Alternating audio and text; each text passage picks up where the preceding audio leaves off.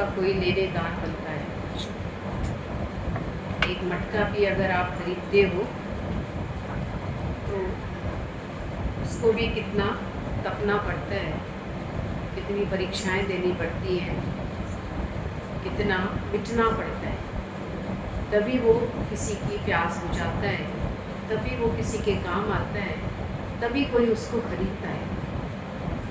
तो आज गुरु भी हमारे साथ इतनी मेहनत करता है, और अगर एक भी विकार रह गया तो बोला फिर जीवन बेकार होना है। तो विकार या कमी कुछ भी कहें, ज्ञान सुनने के बाद कभी किसी विषय पर तो विजय प्राप्त कर लेते हैं, पर दूसरे पे नहीं कर पाते। तो उसमें भी हमको ध्यान देना है कि जब गुरु बोल रहा है तो सही बोल रहा है, और जब घड़ा बनता है तो उस वक्त वो कितने समर्पण भाव में रहता है।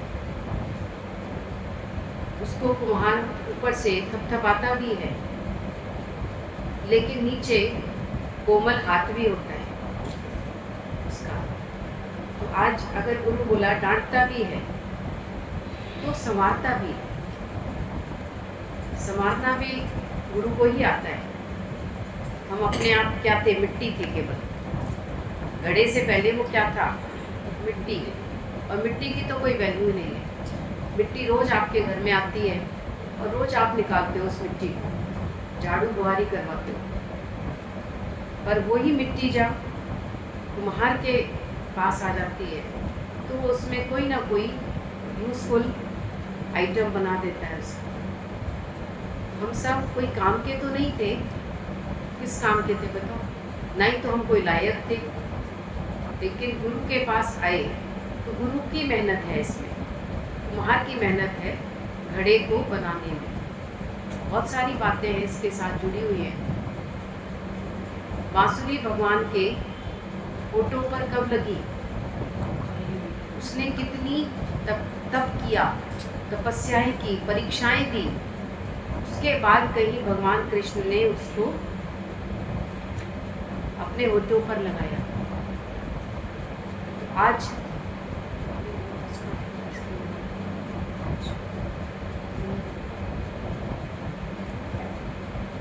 तो हम भी आज अगर ध्यान दें तो जीवन में हम कुछ लायक तो नहीं थे। सारे विकार थे। बताओ कौन सा विकार नहीं है?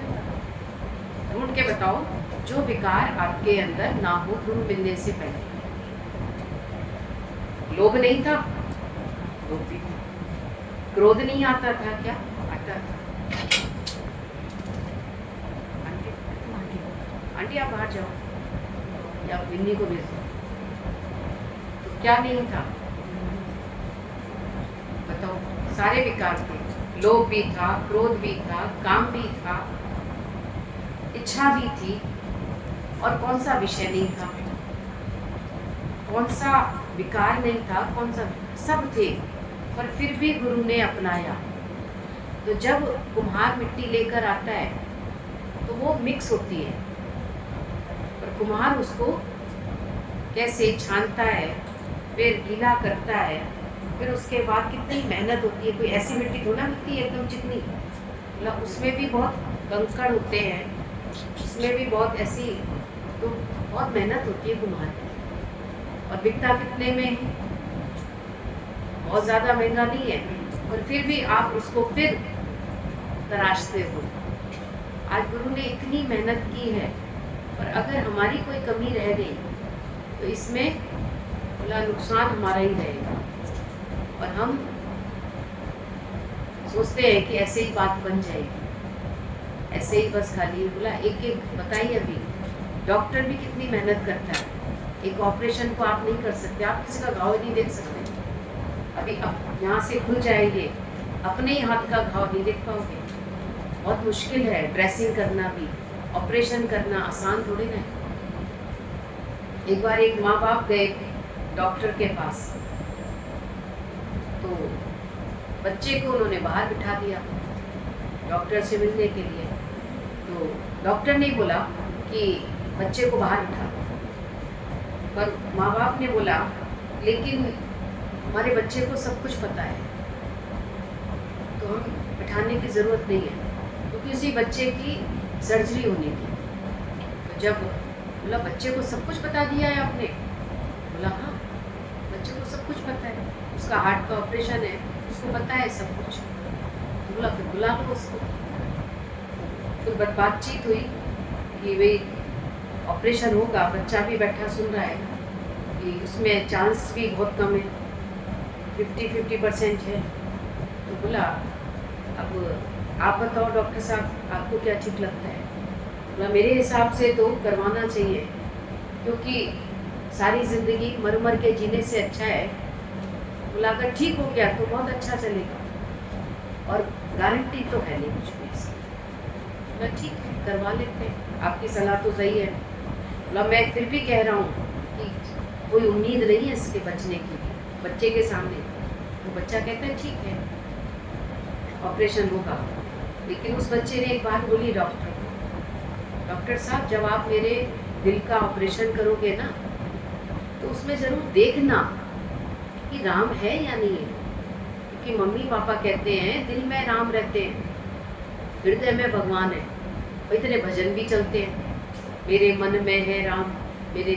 बोला मेरे बस दिल का ऑपरेशन करो तो मुझे बता देना बाद में, और नहीं बता पाओ तो कोई बात ही नहीं है, जब नहीं रहूँगा तो नहीं बताओगे कि दिल में राम है या नहीं है। दिल में राम की फ़ोटो दिखे तो मुझे बताना ज़रूर कैसा लगता है मेरा राम। बच्चे को अंदर इतना भक्ति, इतना प्रेम माँ बाप ने डाला हुआ था अंदर से। ऑपरेशन हुआ तो उसने अपनी पूरी टीम को बता दिया, देखो ये ऑपरेशन नहीं है, ये चैलेंज है मेरे लिए। और फिर पूछा माँ बाप ने पैसे कितने लगेंगे, तो कहता है इसका पैसा तो मैं अभी नहीं बताऊँगा, लूँगा ज़रूर लेकिन बाद में बताऊँगा, और उतना ही लूँगा जितना बनेगा। आप घबराओ नहीं, ये मत सोचना कि मैं बहुत ज़्यादा लूँगा, उतना ही लूँगा जितना होगा, पर मैं अभी नहीं लूँगा इसका ऑपरेशन का पैसा। ठीक है, ऑपरेशन हुआ और देखा उसने हार्ट में तो नहीं बच पा रहा है। पूरी टीम जो थी बिल्कुल उदास हो गई, डॉक्टर भी परेशान हो गए। फिर उसको बच्चे की याद आई, बच्चे ने बोला था मेरे दिल में राम देखना। तो बोला बच्चा कहता है तो राम होगा, वो तो मैं डॉक्टर, लेकिन बच्चे का इतना भरोसा है।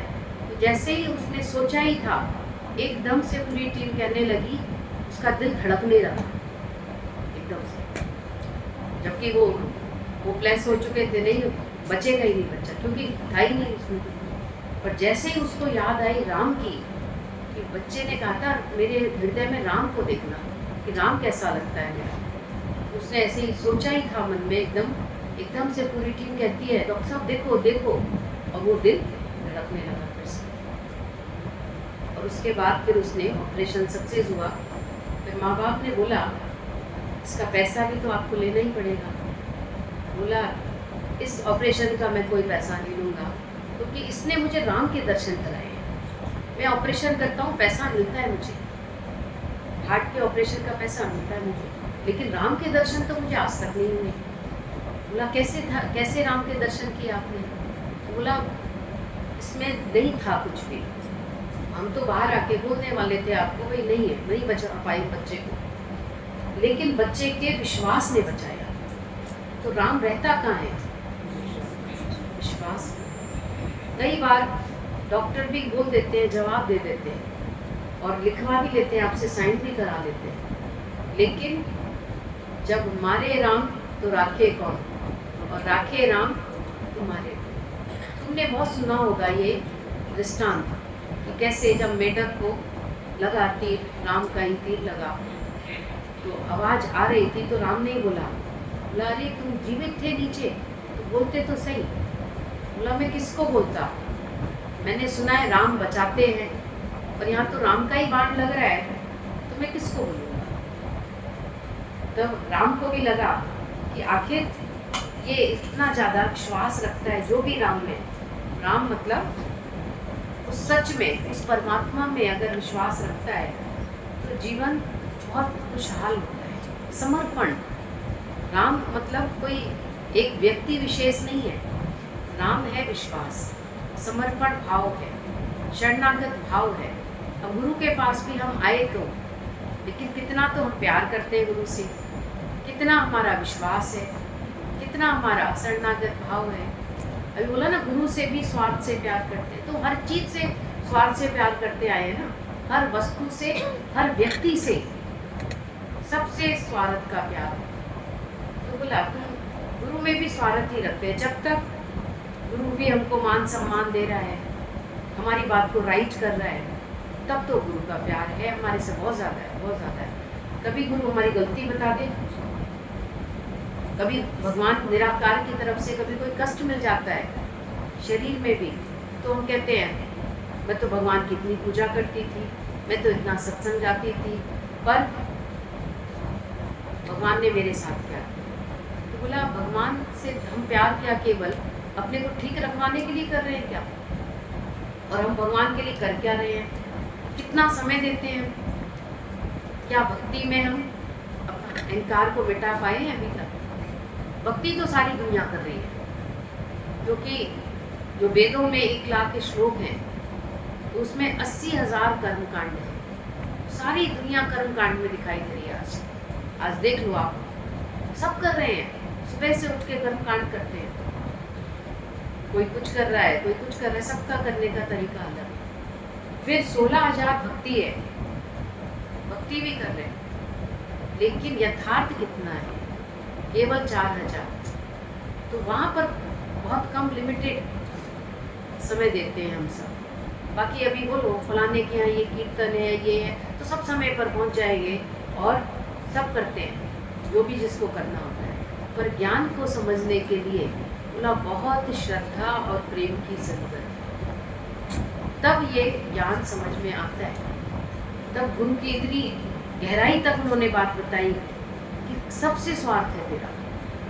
जो चीज़ जिससे स्वार्थ पूरा हो जाता है, बोला उसी को हम त्याग देते हैं। किसी से हम निष्काम प्यार नहीं कर पाते। तभी बोला प्रीत सच्ची गुरु गोविंद की, जो अंग संग होए सहाय, बाकी स्वार्थ लाभ करे सब प्रीति, सुर नर मुनि की यही रीति, सबकी यही रीति है।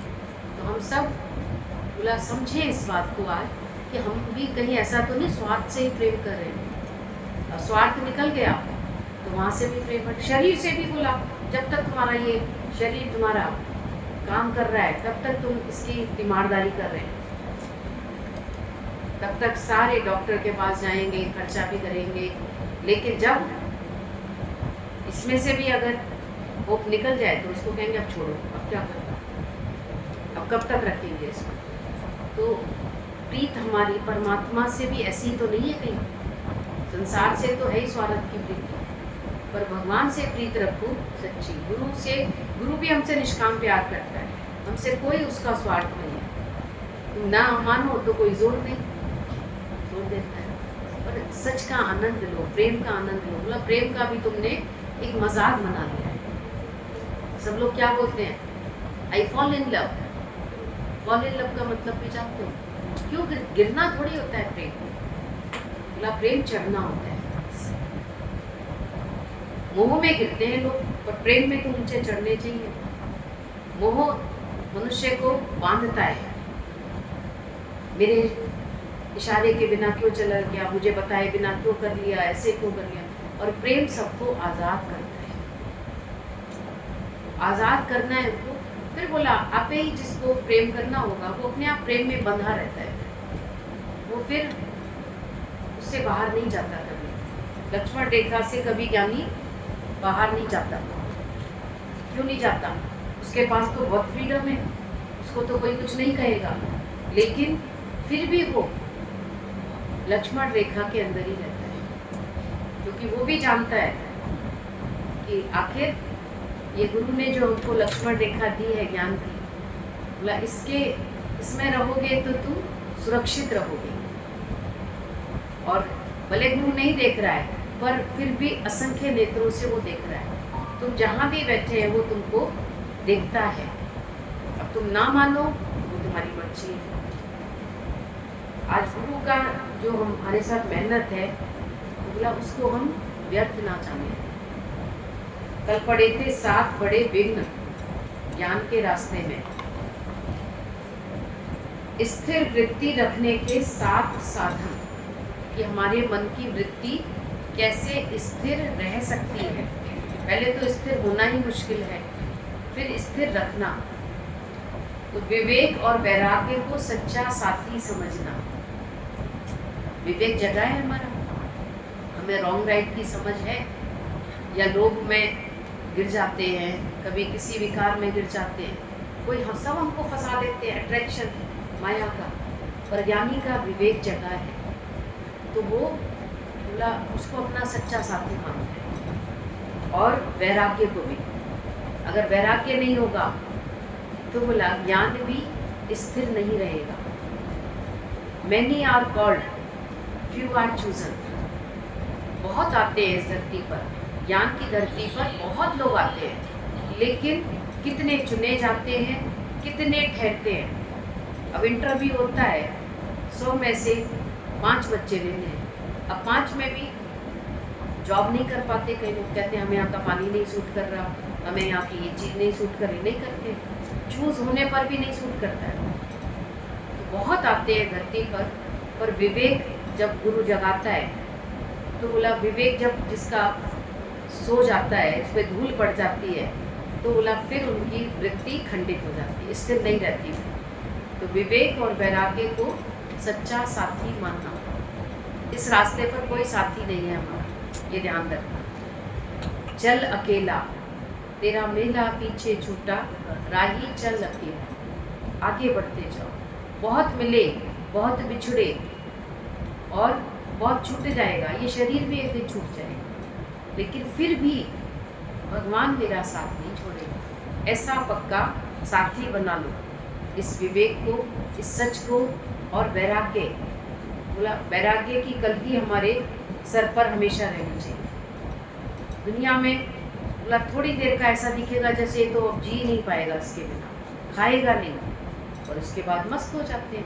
और ज्ञानी उस समय में भी आपको नॉर्मल दिखेगा, ऐसी परिस्थिति में भी उसका मन शांत रहता है। उस समय लोग कहते हैं इसको तो मोह ही नहीं है। बोला मोह तो तुमको भी नहीं है, तुम कौन सा ज़्यादा दिन रहेंगे। पर ज्ञानी आज भी वैराग्य में है, कल भी है और आगे भी है।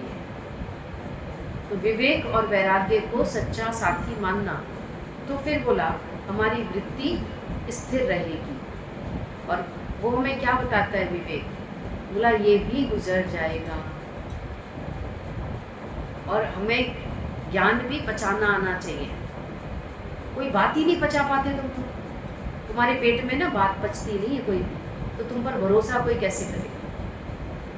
तुम्हारे अंदर कोई गंभीरता की लक्षण ही नहीं है, दिखता ही नहीं कि ज्ञानी के लक्षण भी हैं कोई। हमको क्या गुरु ने बोला है, बोला शोर किसका मचाना है और किस बात में हमें शांत रहना है, हमें यही नहीं पता है हमें करना क्या है।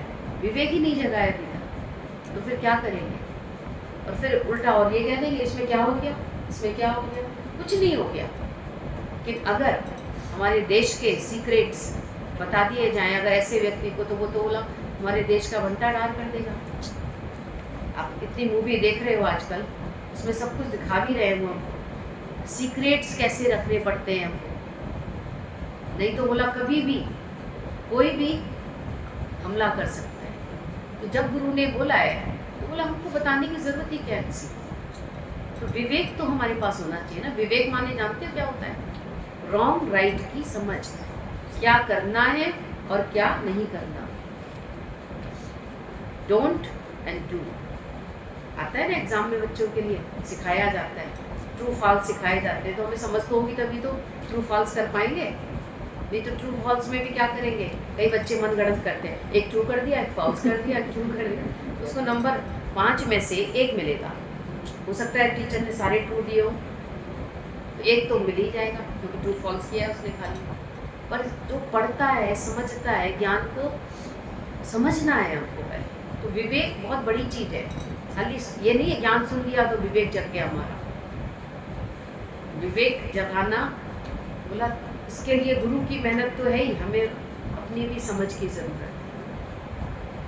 तो इसके लिए बुद्धि की ज़रूरत नहीं है, इसके लिए विश्वास और प्रेम और समर्पण की ज़रूरत है। इसमें बुद्धि अपने आप आ जाती है, ये भी ध्यान रखना। बुद्धि माना समझ अपने आप आ जाती है। अभी हम क्या करते हैं, हमारे पास है विवेक, है ही नहीं, हजम ही नहीं होती कोई बात, पेट में पचती ही नहीं है, पेट फूल जाता है जब तक 10 लोगों को बात ना बता दे। तो बोला तुम तो बोला किसी लायक ही नहीं हो, फिर गुरु के विश्वास पात्र ही नहीं हो। विवेक हमारा समझ होनी चाहिए, हमको क्या बताना है क्या नहीं पता, गुरु खुद ही बताएगा अपने मुख से ना, हम क्यों बताएं। इसीलिए तो बोला जब गुरु किसी से बात करता है तो तीसरे व्यक्ति को क्यों नहीं बिठाता पास में। आप बताओ, ज्ञान की बात करेगा और तो कोई बात होगी नहीं गुरु के पास ज्ञान के अलावा। पर पता है अगर कोई किसी व्यक्ति ने एक बात पूछी गुरु से, तो उसने अपने मन की बात पूछी है, तुम सुन रहे, तुम्हें तो हजम ही नहीं होगी, ओ ये तो ऐसी है, इसके अंदर ये बातें पड़ी है, तो हमको ये समझ ही नहीं है। तो इसलिए गुरुजी हटा देते थे। कोई आता था, साथ भी आया होता एक ही शहर से, कहते थे तुम बाहर खड़ी हो जाओ। अब तुम तो कहेंगे ब्रह्मज्ञानी ने हमको बाहर खड़ा कर दिया। बोला हाँ खड़ा कर दिया। गुरु को तीसरा नेत्र है उसके पास, उसको पता है कि कौन किस लायक है, ये भी समझ है गुरु को। और गुरुजी ने जो बात बोली ना, वो हमको आज तक सच नजर आती है। हम उस समय कहते थे गुरुजी नहीं ऐसे तो नहीं, ऐसे कैसे कह दिया। बोला देख लेना, ऐसे ही सहज में ही बोला है, पर आज तक हमें वही सत्य नजर आ रहा है, आज प्रैक्टिकल दिख रहा है वो बात। तो गुरु के पास कोई दो नेत्र नहीं है, उसके पास तीसरा नेत्र है, वो है विवेक का। और वो तुम्हें भी मिल सकता है अगर तुम प्रेम, समर्पण और शरणागत भाव में होगे तब, कि क्या करना है और क्या नहीं करना। प्रेम बढ़ाना है, मोह को माइनस करते जाओ। प्रेम जितना बढ़ाओगे तुम्हारी दिल उतनी भरपूर होगी, उतना तुमको अंदर से एनर्जी मिलती जाएगी। और मोह जितना कम होता जाएगा उतनी एनर्जी मिलेगी। तो क्या चीज़ बढ़ानी है और क्या चीज़ माइनस करनी है। तो ये आजकल बोला ना, बिजनेस करना भी आसान नहीं है। कहते तो हैं सब बिजनेस कर लें, बिजनेस कर लें, पर उसके लिए समझ भी तो होनी चाहिए। बिजनेस की समझ अलग होती है।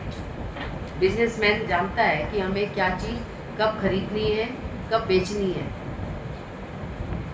तो गुरु भी हमको समझ ही देता है। और विवेक माना सही समझ। आज ज्ञानी के पास जो भी टैलेंट है, तो बोला वो उसका सही इस्तेमाल कर पाता है, हम तो नहीं कर पाते। बिना ज्ञान के बहुत लोगों के पास बहुत टैलेंट है। आज भजन गाना बहुत लोग जानते हैं, म्यूजिक देखो कितने बच्चे सीख रहे हैं, छोटे छोटे बच्चे। उस दिन एक बच्चे ने क्लासिकल भजन सुनाया, तो हमने कहा तुम 4 लोगों के सामने उसका चीज़ सब ना मजाक उड़ाते हैं मेरी। जब मैं क्लासिकल गाता हूँ तो ये मजाक उड़ाते हैं। मैं आपको अलग में सुनाऊंगा, इतना खूबसूरत भजन, इतना बढ़िया भजन, उस भजन का भाव इतना अच्छा। क्लासिकल में तो बात ही अलग है, मतलब प्रेम बिल्कुल ठहरा हुआ है। पर कब गाना है, किसके सामने गाना है, ये सब गुरु हमें समझ देता है। नहीं तो दुनिया तो उसकी मजाक ही उड़ाती है। भजन गाना सबको आता है, कोई भजन से पैसा कमा रहा है, भजन कीर्तन कर करके ही घर पल रहे हैं लोगों के। जाके देखो आप। एक माई ने बोला हमको, बोला हम ये शब्द गाते थे, इस शब्द को गा गा कर ही मैंने अपने परिवार का पालन किया, क्योंकि उनको ये बताने वाला गुरु नहीं था कि तुमको इसका पैसा नहीं लेना है। आज गुरु ने हमसे कोई ज्ञान का पैसा आज तक नहीं लिया। तो ज्ञान का पैसा दिया हो तो कोई भी बता सकता है किसी भी वक्त, लेकिन हाँ जो तुमने अपना खर्च किया उसका तुम पेमेंट करते हो। बाकी गुरु ने ज्ञान का तो कोई मूल्य नहीं लिया। और ज्ञान अनमोल है, उसका मूल्य है भी नहीं, सही में। क्योंकि जिस दिन मूल्य कोई लेगा उस दिन वो शफा चली जाएगी। अरे ज्ञान तो भगवान ने दिया है, गुरु ने दिया है, उसका मोल क्या लेंगे हम, उसका भी मूल्य लेने लगे हम। तो विवेक होना चाहिए हमारे पास, वैराग्य होना चाहिए। भजन डूब के गाओ प्रेम में, उसमें डूब जाओगे तब तुम्हारे अंदर से और सुर निकलेंगे और भाव निकलेगा, जो किसी के अंदर पहुंच जाएगा एकदम।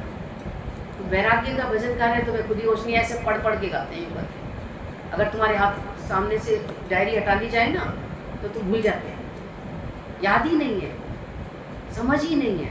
तो बोला उसका रियाज करो घर में, उसको अंदर तक लेके जाओ, भजन का भाव समझो पहले। वो है ही नहीं हमारे पास, बस खाली कंठ दे दिया है भगवान ने, ट्यूनिंग की तरह गा लेते हैं बस खाली। बोला समझो तो सही भजन का भाव क्या है, विवेक तो जगाओ अपना। एक भजन में पूरा भाव होता है, तुम उसकी स्थिति देखो जरा कि क्या अगर मेरा जीवन भी ऐसा बन गया तो क्या से क्या हो जाएगा। भजन के भाव में लिखना है हमको, तो विवेक हमको सब तरफ की समझ देता है। भजन कंठस्थ होना चाहिए, तब उसका भाव अलग बन जाता है। जब हम देख कर गाते हैं तो हमारी आंखें देख रही हैं, कंठ गा रहा है, बस मन तो हमारा टिका ही नहीं है उसमें, अंदर तक उसमें मन रमे। तो जितना अभ्यास करोगे उतना हो जाएगा। आज अभ्यास ही तो नहीं करते। आज पहले बच्चों को कितनी राइटिंग बुक मिलती थी और वो पूरी गर्मियों राइटिंग करते थे, और पहले के लोगों की राइटिंग कितनी अच्छी होती थी। इस डायरी की राइटिंग देखो आप, और आजकल के बच्चों की राइटिंग देखना है, कहाँ जा रहा है, ना कहाँ जा रहा है, माँ कहाँ जा रहा है, करते ही नहीं है राइटिंग, अभ्यास ही नहीं है। तो अभ्यास जरूरी है। जब रोज गुरु के ज्ञान में आकर हम बैठते हैं प्रेम से, भाव से, श्रद्धा से, तब कहीं विवेक जगता है कि क्या करना है और क्या नहीं करना है। ज्ञान को अंदर लेकर जाना है और अज्ञान को निकालना है। अब तुम्हारा ज्ञान अंदर गया नहीं, अज्ञान निकला नहीं, और हम खाली हो गए ज्ञानवान। खाली नहीं, इतना आसान नहीं है ज्ञानवान होना, मुक्त होना। तो रोज के प्रेम से, रोज शरणागत भाव, विश्वास, श्रद्धा से बोला अंदर के कपाट खुलते हैं।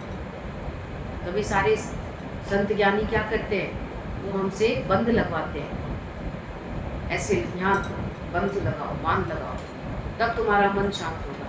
गुरु ने मन को स्थिर करने के, वृत्ति को स्थिर करने के लिए कोई ऐसा नहीं, पर बोला ये तो कृष्ण भगवान ने भी गीता में बोला ना, जहाँ जहाँ तेरा मन जाए वहाँ से हटा, रोक। कभी रोकना भी पड़ता है इस मन को, मन अंदर से कुलबुला रहा होता है, कुलबुला रहा होता है। तो बोला कुलबुला रहा है तो गुरु से बात करना, जाके सारी दुनिया में क्यों बात कर रहा है। तभी तो गुरु मिला भी है पर उसका पूरा फायदा नहीं ले रहे। मन मर्जी करोगे तो बोला विवेक और वैराग्य तुम्हारे साथी नहीं बनेंगे, और यही साथी है सच्चे। बोला विवेक और वैराग्य को सच्चा साथी समझना, तब स्थिर वृत्ति हो। नहीं तो मन चंचल है और चंचल ही रहेगा अंतिम तक, और इस चंचल मन में बोला फिर मन कहाँ चला जाएगा पता नहीं। इस मन का तुमको बस ये बताओ कि मन का तुमको अपने मन का पता है या नहीं, मेरा मन कहाँ जाता है। वो सत्संग सुनते हो पर मन की कमांड तुमने अपने हाथ में नहीं ले पाए। जब फोटो देखते हैं महाभारत का तो बोला सब घोड़ों की लगाम कृष्ण के हाथ में, तभी तो कृष्ण का रथ उसके इशारे से चलता है ऐसे करके। और हमारा रथ किसके इशारे से चल रहा है, घोड़े ही दौड़ा रहे हैं जहाँ पे ले जाते हैं। घोड़ों की लगाम तो अपने हाथ में रखो। तभी जब राम तीर्थ के पास एक व्यक्ति आया और उसने बोला मेरा घोड़ा खो गया, तो लोग हंसने लगे। बोला घोड़ा खो गया, देखो घोड़ा खो गया इसका। तो राम तीर्थ बोले इसका तो घोड़ा खोया है, तुम्हारा तो घुड़सवारी खो गया है, तुम्हें पता भी नहीं। इसको तो पता है अपने घोड़े का, घोड़ा खो गया मेरा, पर तुम्हारा तो घुड़सवारी नहीं है तुम्हारे पास। तो एकदम सब शांत हो गए। बोला मतलब तुमको तो तुम्हारा तो मन का तुम्हें पता ही नहीं है, तुम्हारा मन जाता कहाँ है, घुड़सवार का ही नहीं पता, उसको संभालने वाला भगवान कहाँ है वो भी नहीं पता तुमने कहाँ ढूंढा है इसको। तुम्हारा तो घुड़सवार ही खोया पड़ा है, घोड़ा तो तेरे पास है, घुड़सवार गायब है तेरा। तो ये हालत तो नहीं कहीं हमारी। मन को स्थिर करने के लिए, वृत्ति को स्थिर करने के लिए विवेक और वैराग्य को सच्चा साथी समझना, ये पहला साधन है। दूसरा, हर बात और हर हाल में अंतर्मुखता का पाठ सीखते जाना। अब हर बात और हर हाल में, अंतर्मुखता का भाव। कोई भी बात है तुम बाहर मुखता से देखते हैं ना तो उसका कुछ और मतलब होता है, और जब तुम ज्ञान की दृष्टि से देखते हैं तो उसका अलग मतलब निकलता है। अब तुमने बाहर से देखा फलाना उल्टा चला, उसने मेरे को ये कर दिया, उसने तकलीफ पहुंचा दी, पर अंतर के भाव से देखो तो बोला उसने तकलीफ पहुंचाई तो तुझे मजबूत भी तो बनाया, स्ट्रांग भी तो बनाया। आज देखो मजदूरों के बच्चे कितने स्ट्रांग होते हैं, वो बाहर धूप में खेल रहे होते हैं। तुम्हारे बच्चे एसी में रहते हैं तो भी बीमार पड़ जाते हैं। तो अगर भगवान ने उनको पैसा नहीं दिया तो कोई नुकसान थोड़ी किया उनके साथ, उनको बहुत स्ट्रांग भी बनाया है भगवान। तो हर बात को हर हाल में तथा हर हाल में अंतर्मुखता का पाठ सीखते जाना। तुम तो उसके ऊपर दया करेंगे और भगवान को ही दोष देने लगेंगे, भगवान इसके साथ ऐसा क्यों किया। बोला अंतर्मुखता से देखो, कोई हिसाब किताब शरीर का होता है और भगवान की किसी बात में भी कुछ गलती नहीं होती। और हम क्या देखते हैं बाहर मुखता से, वो भगवान ने इसको हाथ नहीं दिया, इसको आंखें नहीं दी, इसको ये नहीं दिया। तो बोला अगर आंखें किसी को नहीं दी है ना भगवान ने, तो अंतर की आंखें दी है उसको। वो तुमसे तेज चल लेता है, वो गिरेगा भी नहीं, तुम गिर जाएंगे। आंख वाले होकर भी, आंख वाले ज़्यादा गिरते हैं। जिनके पास भगवान ने अगर ये बाहर की आंखें नहीं भी दी हैं तो उनको समझ बहुत दी है, दूसरी इंद्रिय में शक्ति देता है भगवान, उनका माइंड बहुत तेज हो जाता है, कम नहीं होते हैं। तो हर बात को, हर परिस्थिति को अंतर्मुखता से देखो। भगवान ने अगर कोई दुख तकलीफ भेजी है, बोला उसमें भी कोई भलाई है। तो हर बात, किसी व्यक्ति में अगर तुमने दोष देखा तो तुम्हें कभी भगवान का दर्शन नहीं हो। किसी एक व्यक्ति में भी दोष देखा, अगर एक व्यक्ति में भी दोष दिख रहा है हमको, इसका मतलब तुमको परमात्मा का दर्शन नहीं होगा, क्योंकि वो भी भगवान है। दोष किसी में है ही नहीं, कमी किसी में है ही नहीं। जब तुम उसमें अच्छा भाव रखेंगे तो वो तुम्हारे लिए कभी गलत नहीं चलेगा। चोर भी संत के घर जाके चोरी नहीं कर पाया। क्यों नहीं कर पाया? क्योंकि उसको कुछ अलग सी फील हुई वहाँ जाकर। सबके घर जाता था चोरी करने, तो वो चोरी करके आ जाता था, फर्क ही नहीं पड़ता था। और जब चोर के संत के घर गया चोर, और संत उठ गया तो जग गया, तो फिर एकदम चोर जाने लगा। तो संत ने रोका उसको, बोला तुम क्यों आए थे यहाँ पर? उससे मुझसे निकल गया, मैं चोर हूँ, चोरी करने आया था। बोला चोरी करने आए थे तो कुछ लेके तो जाओ। बोला ऐसा तो कोई मालिक नहीं मिला आज तक, कुछ लेकर तो जाओ। बोला नहीं नहीं, अब मैं कुछ नहीं दूंगा। बोला नहीं, तुमको लेके जाना पड़ेगा, तुम आए हो तो खाली हाथ नहीं जाओगे इस घर से। तो उसने अपना कंबल ही दे दिया। बोला आपके पास तो कंबल नहीं है दूसरा? बोला कोई बात नहीं, मेरे को कोई ना कोई कहीं ना कहीं से भगवान दे देगा, और तुम लेकर जाओ। और जब वो कंबल लेके निकला तो ओढ़ा उसने, तो लोगों ने देख लिया, सब पहचान गए, तो संत जी का कंबल है, ये तो संत जी का कंबल है। पकड़ लिया उसको। संत ने कुछ नहीं कहा था, संत ने तो दिया था, पर लोगों ने तो पकड़ लिया उसको, क्योंकि सब देखते थे संत के पास एक ही कंबल है, और वो भी ये ले आया। उसको फिर पकड़ के ले गए संत के पास।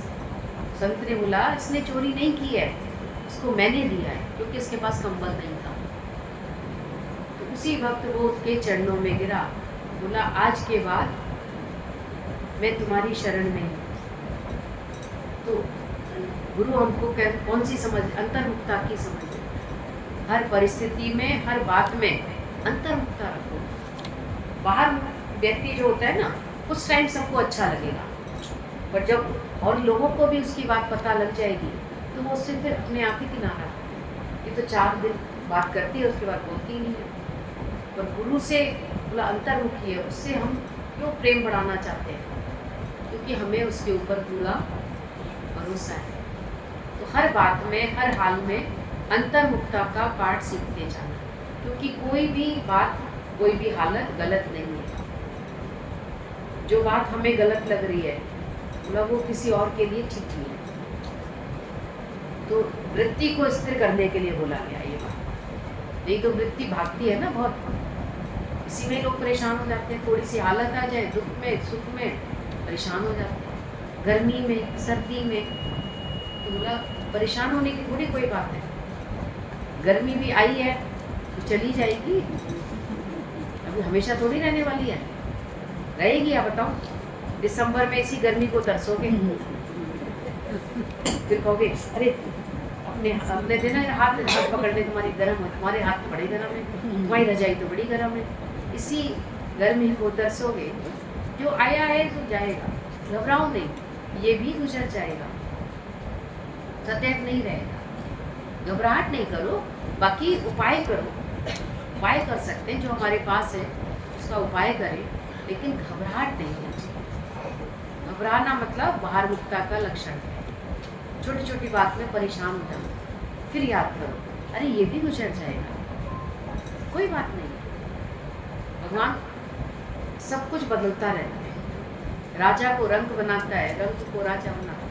तो हमें घबराना नहीं है, जो दिया है बहुत दिया है। अंतर्मुक्ता ये है, और बाहर मुक्ता क्या है?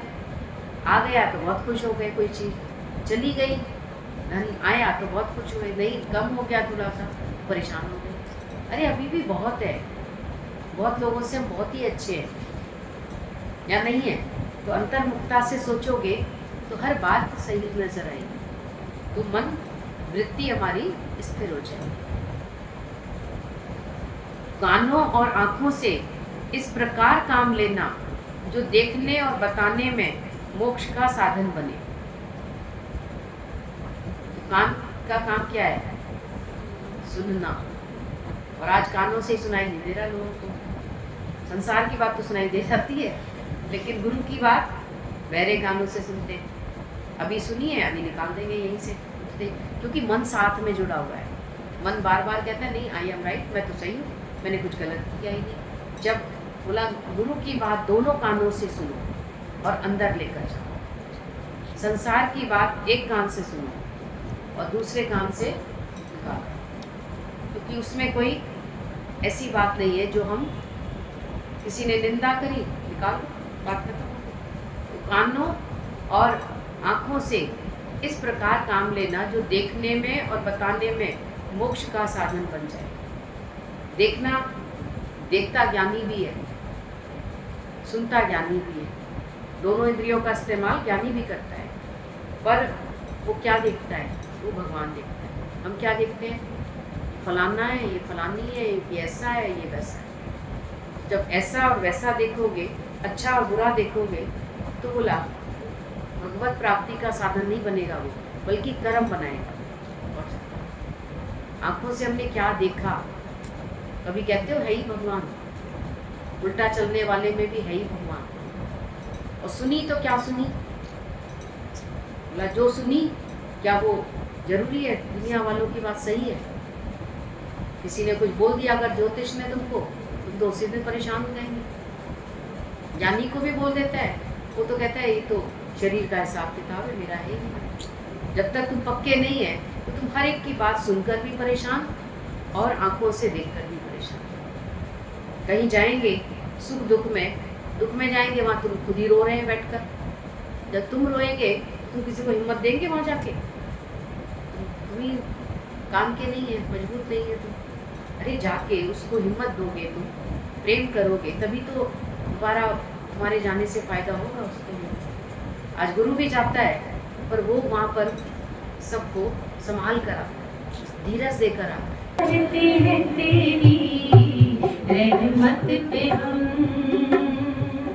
बहुत नाज करते हैं, तेरी रहमत पे हम सलामत रहे, तेरी सलामत रहे, तेरी नजरे करम बहुत नाज करते हैं, तेरी रहमत पे हम बहुत नाज करते हैं, तेरी रहमत पे हम जिधर देखते हैं उधर तू ही तू है, जिधर देखते हैं उधर तू ही तू है, हर एक जलवा तेरा हो बहू है,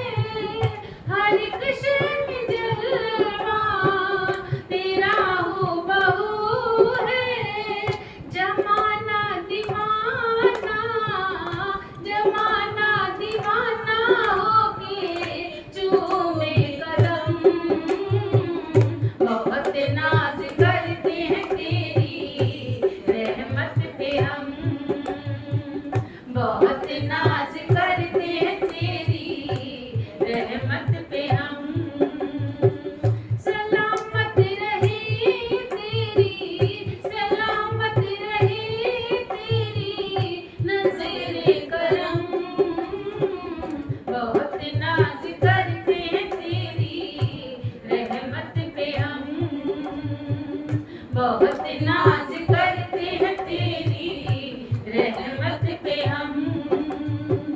तेरी रहमतों का नहीं है ठिकाना, तेरी रहमतों का नहीं है ठिकाना।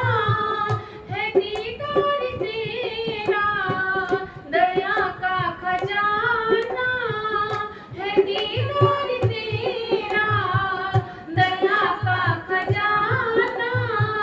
सभी शहंशाह तेरा, सभी शहंशाह तेरा भरते हैं दम। बहुत नाज करते हैं तेरी रहमत पे हम। बहुत नाज करते हैं तेरी रहमत पे हम। सलामत रहे तेरी, सलामत रहे तेरी नज़रे करम। बहुत नाज करते हैं तेरी रहमत पे हम। बहुत नाज करते हैं तेरी रहमत पे हम। बहुत शुक्रिया है बड़ी मेहरबानी, बहुत शुक्रिया है बड़ी मेहरबानी। बसर हो रही है मेरी जिंदगानी, बसर हो रही है मेरी जिंदगानी। तुम्हारी रज़ा में, तुम्हारी रज़ा में राज़ी हैं हम। बहुत नाज करते हैं तेरी रहमत पे हम। बहुत नाज करते हैं तेरी रहमत पे हम। सलामत रहे तेरी, सलामत रहे तेरी नज़रे करम। बहुत नाज करते हैं तेरी रहमत पे हम। बहुत नाज करते हैं तेरी रहमत पे हम।